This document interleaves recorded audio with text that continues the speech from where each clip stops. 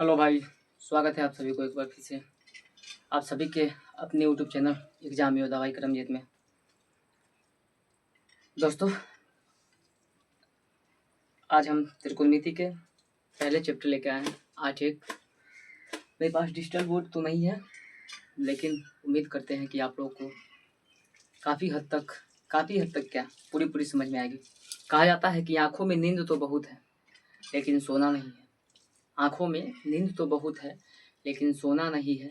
यही है समय दोस्तों, यही है समय, इसे खोना नहीं है। आइए स्टार्ट करते हैं। आखिर त्रिकोणमिति होता क्या है? सबसे पहले देखेंगे कि त्रिकोणमिति होता क्या है। तो देखते हैं यहाँ पर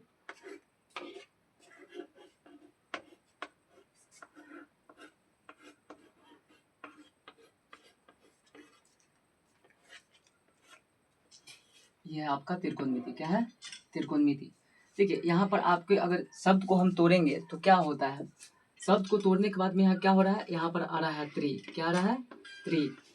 यहाँ पर देखेंगे तो यहाँ पर मेरा आ रहा है कोण। क्या आ रहा है? यहाँ पर हमारा आ रहा है कोण। और यहाँ पर हम देखते हैं तो हमारा आ रहा है मिति। ठीक है, क्या आ रहा है? मिति आ रहा है। तो देखिए दोस्तों, ये त्रि जो होता है, त्रि मतलब ही होता है आपका तीन। क्या होता है? त्रि मतलब जो होता है आपका दोस्तों होता है तीन। और कोण मतलब तो जानती हैं, कोण यानी कि एंगल जो होता है, कोण जो होता है आपका एंगल जो होता है। और ये आपका मिति मतलब जो होता है आपका दोस्तों मापन होता है। क्या होता है? आपका मिति मतलब दोस्तों होता है मापन होता है। चलिए देखते हैं ये त्रिकोणमिति जो है आपका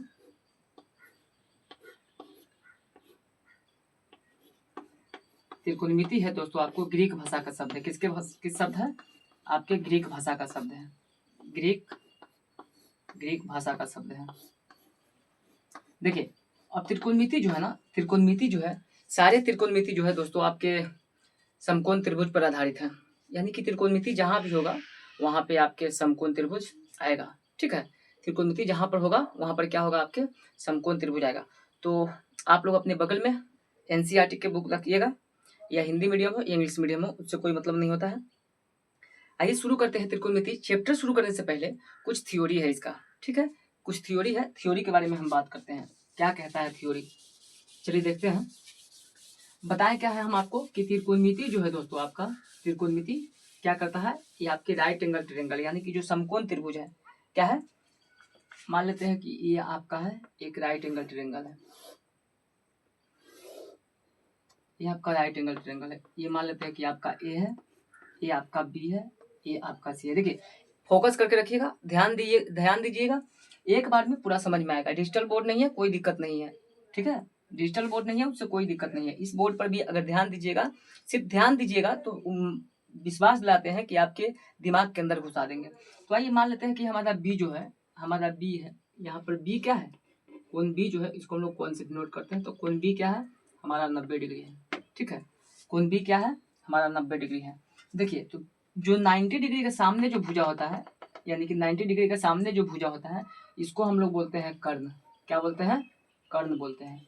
यानी कि सबसे लंबी भुजा आपका कर्ण ही होता है। चलिए इसके सामने जो खंभा की तरह खड़ा है, जो खंभा की तरह खड़ा है, इसको हम लोग बोलेंगे लंब। क्या बोलेंगे? इसको हम लोग बोलेंगे लंब। और इसके लगे जो खड़ा है, अब मान लेते हैं कि हम खड़ा होते हैं। ठीक है, हम खड़ा होते हैं तो हम अपने पैर पे खड़ा होते हैं, हाथ पे तो खड़ा नहीं हो सकते ना, तो हम पैर पे खड़ा होते हैं। तो ये ट्रायंगल देख रहे हैं आप, ये ट्रायंगल जो है किस पे खड़ा है दोस्तों? ये ट्रायंगल जो है किस पे खड़ा हुआ है? तो अपने आधार पर खड़ा है। क्या है? ये आधार पर खड़ा है। ठीक, तो यहाँ पर AC जो होगा हमारा, AC हमारा क्या हो जाएगा? तो AC हमारा जो हो जाएगा, AC दोस्तों हो जाएगा आपका कर्ण हो जाएगा। क्या हो जाएगा? AC आपका कर्ण होगा। AB आपका क्या हो जाएगा? AB हो जाएगा आपका लंब हो जाएगा। ठीक, AB आपका लंब हो जाएगा। और BC को देखते हैं, BC के, तो BC आपका क्या हो जाएगा? तो BC दोस्तों आपके आधार हो जाएगा।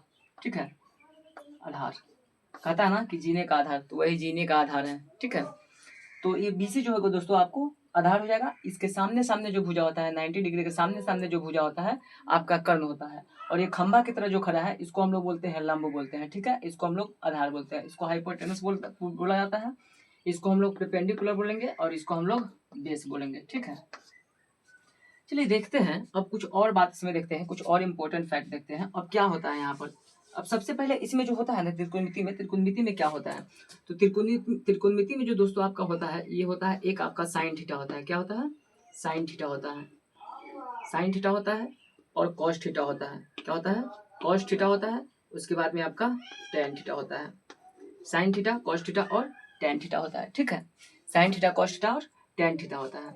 अब देखिए साइन थीटा जो होता है, साइन थीटा होता है, साइन थीटा के अनुपातिक मान क्या होगा, तो साइन थीटा के अनुपातिक मान जो होता है दोस्तों आपके लंब बट्टा कर्ण हो जाएगा। ठीक है, याद रखने के लिए एक बात बता देते हैं, जैसे यहाँ देखते एल ए एल, हम लोग देसी है भाई, देसी को हम लोग इसको क्या बोलेंगे?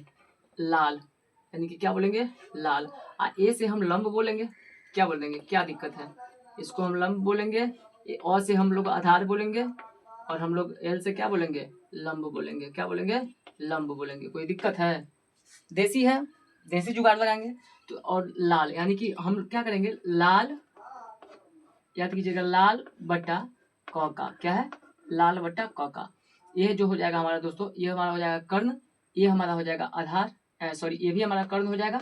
ठीक है, ये भी हमारा क्या हो जाएगा? कर्ण हो जाएगा, और ये जो हमारा हो जाएगा आपका आधार हो जाएगा।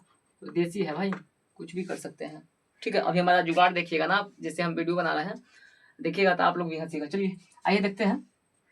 तो हम सबसे पहले देखेंगे ल, ठीक है, एल बटा क, यानी कि लंब बट्टा कर्ण, लंब बट्टा कर्ण, लंब बट्टा क्या हो गया? आपका कर्ण हो गया। इसमें हम देखेंगे कॉस थीटा में क्या होता है, तो कॉस थीटा में इसको हम देखेंगे। ठीक है, एल ए बटा के, यानी कि आधार बटा कर्ण, क्या हो जाएगा? आधार बटा कर्ण हो जाएगा, आधार बटा आपका कर्ण होगा। और टेन थीटा में हम देखेंगे, तो टेन थीटा में हमारा क्या हो रहा है? एल बटा ए, यानी कि लंब बटा आधार हो जाएगा। क्या आपका? हिंदी में लिख रहे थे, हिंदी में लिखते हैं, लंब बटा आधार हो जाएगा आपका। तो दोस्तों